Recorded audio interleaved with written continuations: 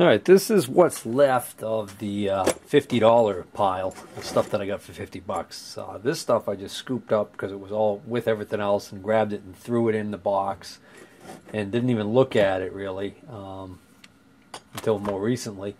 I mainly wanted to make sure I grabbed this stuff to make sure that if any of these cables belong to any of the radios. Like for instance, this plug right here, you know, you can imagine that's not going to be an easy AC plug to find. Not sure which one of the radios that goes on. I'm hoping it's one of the radios over there. It's like, yeah, you're taking 120 volts and you're sending it to which pins? But what's underneath this pile of stuff? Some interesting old cream puffs. This is a mobile transceiver. This is an Icom IC. It's either an IC-23C or an IC230. I can't make out. But it's a VHF FM transceiver. I'm missing the microphone. I'm surprised the microphone wasn't with this stuff. Actually, this is already set up to plug into a cigarette lighter. So if I wanted to run this thing, we'd be looking at needing 12 volts.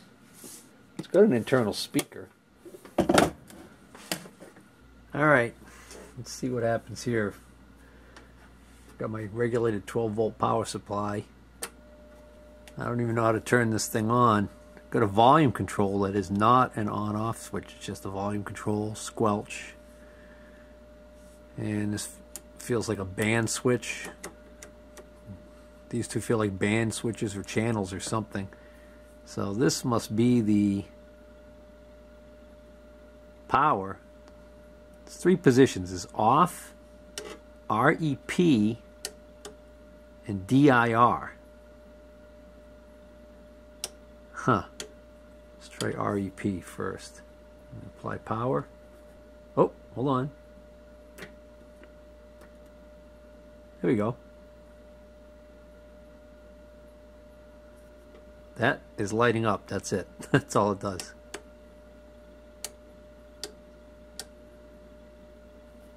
There is a button here.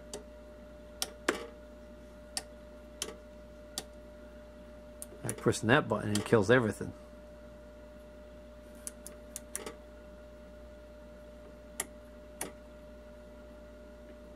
Alright, let me rig up a better power connection so I can have my both hands free. Well, when I kill the power and the 12 volts fades off, it does that.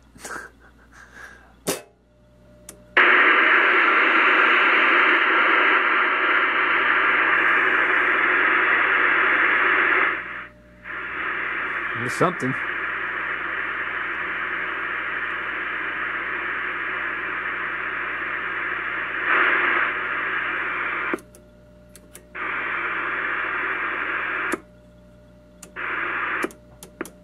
Oh, I see.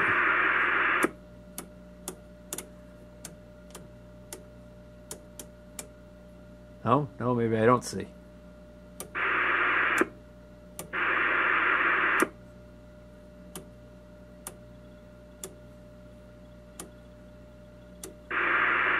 It's only certain positions that it does anything in.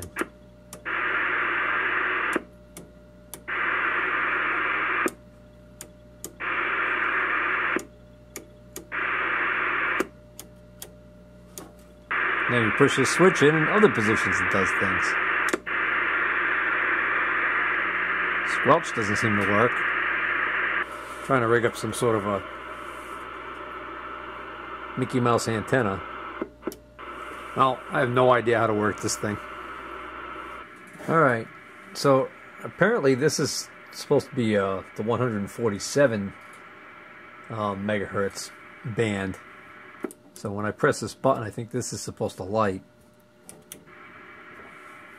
And this is the 100 kilohertz switch, and this is the 10 kilohertz switch. And I think the reason why it doesn't work in some positions is because there's supposed to be a bank of crystals in here, and I got a feeling that there's a bunch of them missing. And probably when you switch to a frequency that requires the crystal that's missing, Maybe that's why it shuts off. I don't know. I don't have any kind of antenna or anything hooked up to this, so I don't want to transmit and damage the finals, although I just read in the manual, I was able to download the manual online. I just read in the manual that this has a self-protection feature. It will, I guess, limit current to the RF finals if the SWR is too high. But this little red light right here is a transmit light, and if I short these two pins, it keys up. The watt meter goes up and the red light comes on, so I don't think that the transmitter's dead in this thing. Apparently this can be used as a repeater. Apparently this mode here is for repeater mode. There's a large plug on the side here, multi-pin plug, that I'm wondering if that has something to do with the repeater feature of this thing. I don't exactly remember how that all works, but years ago you could set up a radio like this as a what they would call a repeater, and what it would do is it would receive a transmission and immediately resend it back out. And what that did was that gave you the ability to lengthen your ended up giving you the ability to lengthen your transmit range. So if you were in a small mobile and traveling along and you were keying up a repeater that was in a ham shack somewhere with a big antenna and a bigger transmitter, you could take your little signal and send that out over the large signal, if that makes sense. And this was all really interesting and important back in the day before cell phones. Before cell phones, there was a way that you could actually use ham radios with something, I think it was called phone patch. So you could actually, long before anybody else had a mobile phone in their car, you could actually patch to your to a landline through ham radio. There was only one screw in this cover, so figured I'd pop it open. Oh, you know what? Is this?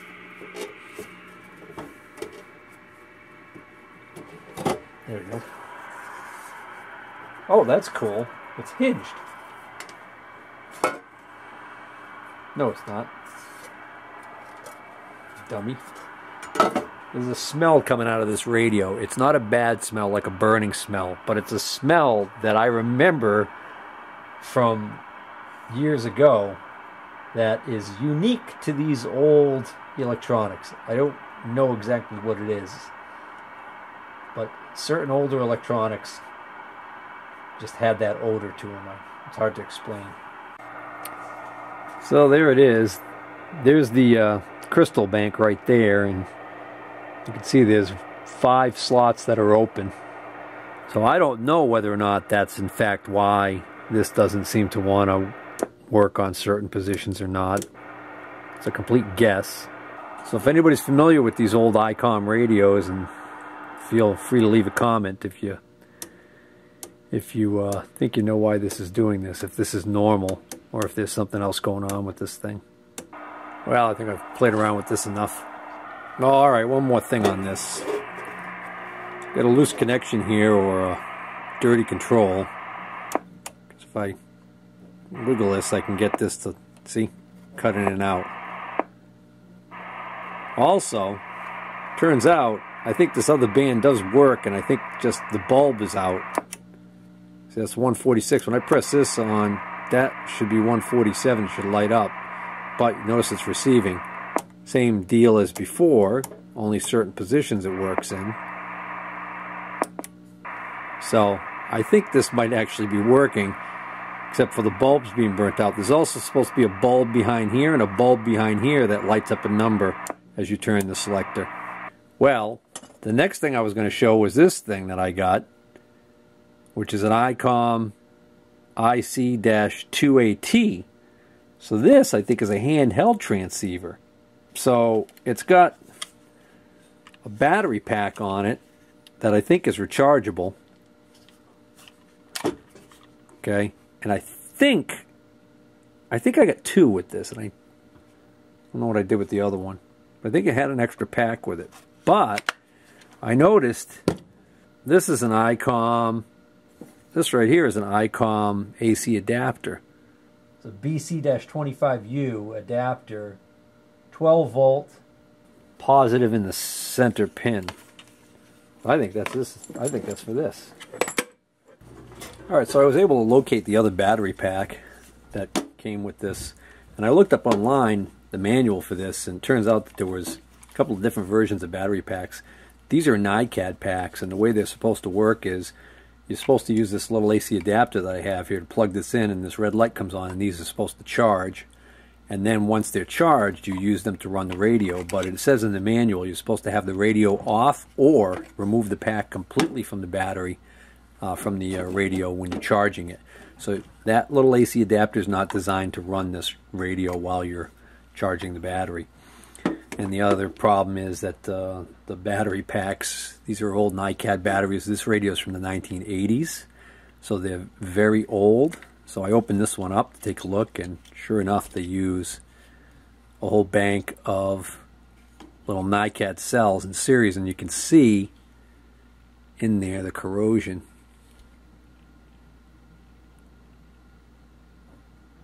The light's not so great, but they're corroded. Interestingly enough, the input voltage on the back here says 13.8 volts, but we've got a little circuit board here with a little bit of circuitry on it. We've got a capacitor, transistor, a little bit of regulation apparently going on. And what ends up happening is this radio actually runs off of 8.4 volts. So each one of these cells is 1.2 volts, and we've got 1, 2, 3, 4, 5, 6, 7.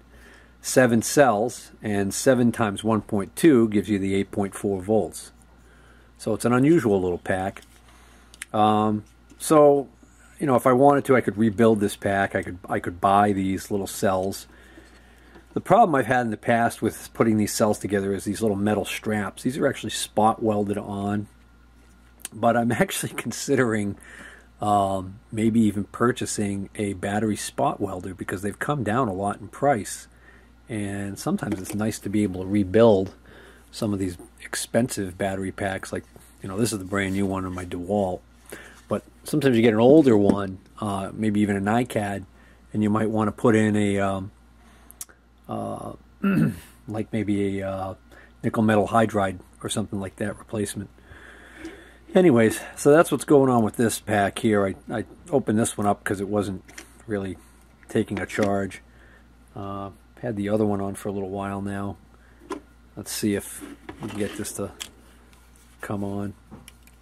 After putting it on the battery charger for a while last night, I was able to get it to come on as long as I had also the AC adapter in there, kind of like supplementing the power to it. So that's actually on right there. I'm not getting anything out of it though.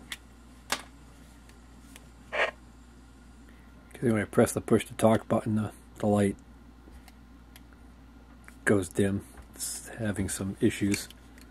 And the last of the items I got for the $50 lot was this little scanner.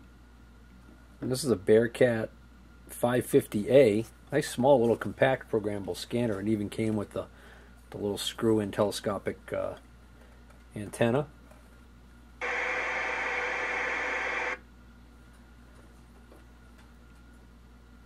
Seems to be working.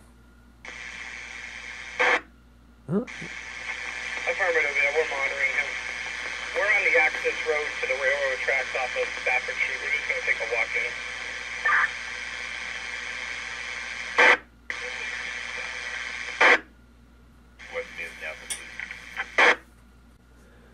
So I just looked up the specs on this little scanner real quick, and it's a 50-channel programmable scanner, and it's usable up to 512 megahertz. That's not continuous coverage, so. But anyways, it's a nice little compact scanner. Not a tremendous lot of value here. A new old stock one I think sold for like 90 bucks on eBay a little while back, and then I think there's one on eBay right now in good used condition. It's a lot cleaner than this one. and I think they're asking $70 for it. So, you know, it is what it is. But it's nice that it works. Nothing wrong with it. Well, since this thing has coverage of the 2-meter ham band, I decided to just put it in a search mode there, and I just kept playing around with the transmit on this thing, and I was able to find the frequency it's currently set to. 146.64, I'm sorry, 146.695 apparently. So this model here, handheld, is an AC-2AT, and they also made an IC-2AT, and they also made an IC-2.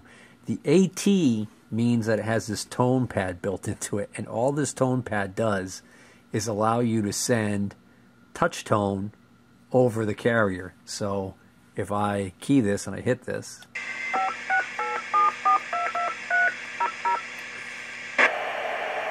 so that's basically what that's for. And what this is for is what I had talked about a little earlier on in this video, or maybe quite a while ago. I talked about something called phone patch back in the day, where you would actually use your ham radio in your car to actually place a phone call. So, kind of neat. So it looks like both of these units, both this mobile unit and this handheld, both can transmit and receive. Alright, so next up I'm going to clear off the workbench, and I'm going to pull up the other radios that I bought at that swap meet that day that weren't part of this $50 deal. I'm sorry, I got to go back to this thing one more time, because I just finally figured out how to set the frequency on this thing. So the first digit here is the megahertz, second digit is the 100 kilohertz position, and the third digit is the 10 kilohertz position. So right now I got it set for a frequency of 145.410 megahertz.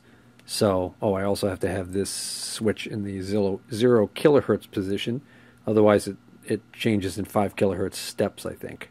Anyways, so the range of this unit is 144 to 147 megahertz.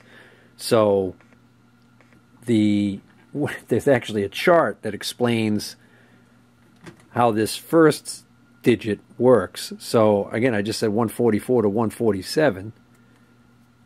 So the question would be, well, what happens when you put it on 3 or 2 or 1 or 0 or 8 or 9? Well, it just repeats. So this is showing you what that first digit's doing. And 0 is 144 megahertz, 1 is 145, 2 is 146, 3 is 147. But then when it gets to 4, it goes back to 144, which is what you would expect. So 4, 5, 6, and 7 are 144 to 147. Then when you hit 8, it jumps back to 144, and 9 back to 145. So that's why it was confusing as heck for me. Like right now I got it set to 670. So the 6 means it's 146 megahertz, and it's 146.70 megahertz. So I just used the search feature again on the scanner, and I was able to get it to stop by keying the mic at 146.7. So get feedback from having them so close, but so that's kind of cool. I also discovered that both of these batteries actually do take a charge. I don't know, they probably don't have really good longevity because they're such old NiCads, but the fact that they take a charge at all is pretty amazing to me. So anyways, and just jumping back to this old mobile radio, just for the heck of it, since I had the scanner here, I was able to actually confirm that this is transmitting. So this is 147.250 megahertz, and so that bulb must just be out.